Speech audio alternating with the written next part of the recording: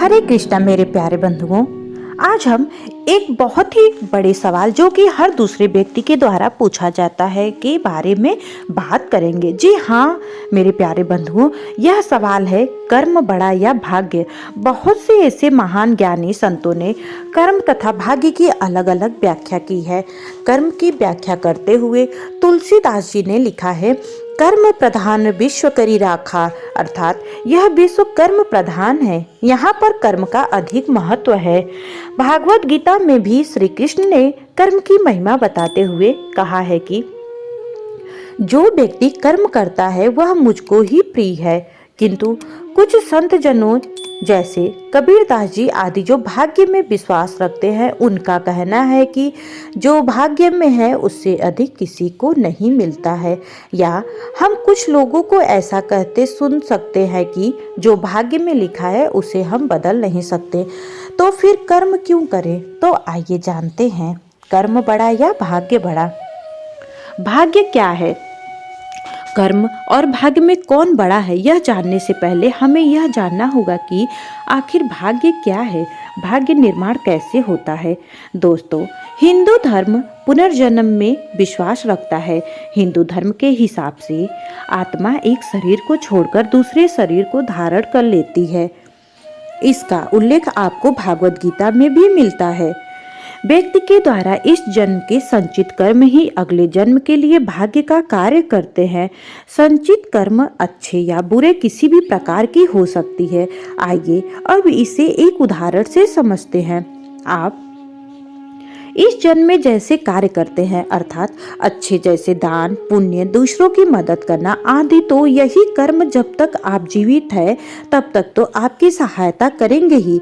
और जो बचे हुए कर्म है, यदि आप मृत्यु को प्राप्त होकर अगले जन्म को प्राप्त करते हैं, तो जो कर्मों का फल आपको इस जन्म में नहीं मिल पाया है, वह कर्मों का फल या संचित कर्म आपके अगले जन्म के लिए भाग्य का कार्य करता है।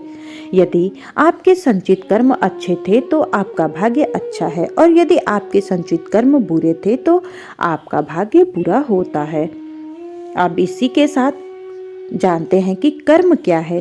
व्यक्ति की हर एक गतिविधि कर्म कहलाती है, जैसे व्यक्ति का सोचना, खाना, कार्य करना, किसी के लिए अच्छा करना या बुरा करना आदि।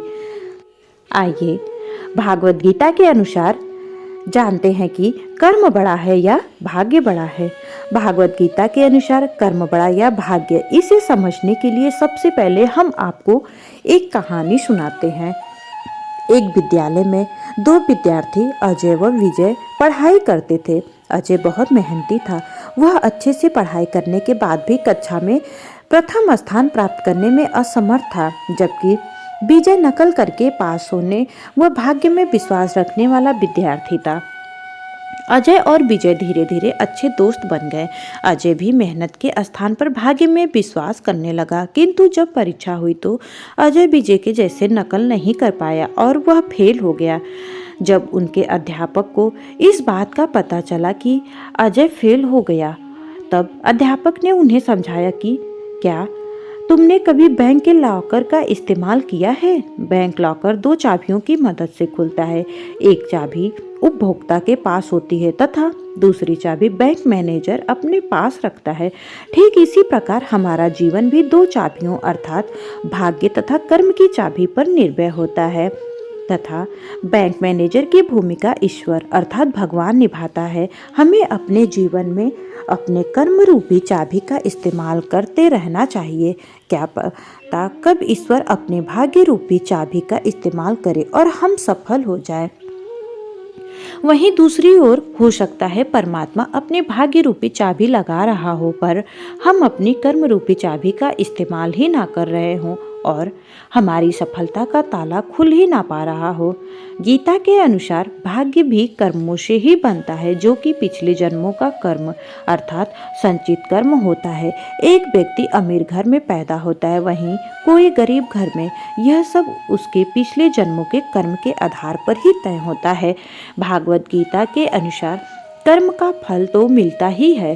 तो अब आप समझ ही गए होंगे कि कर्म तथा भाग्य साथ साथ चलते हैं, एक के बिना दूसरा महत्वहीन है।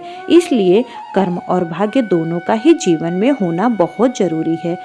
आशा करती हूँ भागवत गीता के अनुसार कर्म बड़ा है या भाग्य, आपको ये जानकारी पसंद आई होगी। तो अगर आपको जानकारी पसंद आई होगी तो कमेंट में जय श्री कृष्णा जरूर लिखिएगा, ताकि हमको भी पता चले कि आपको मेरी ये जानकारी कैसी लगी। और आपसे एक अनुरोध है कि अगर आप मेरे चैनल पे नए हैं तो कृपया कर चैनल को सब्सक्राइब कर ले और एक प्यारा सा लाइक शेयर कर दे।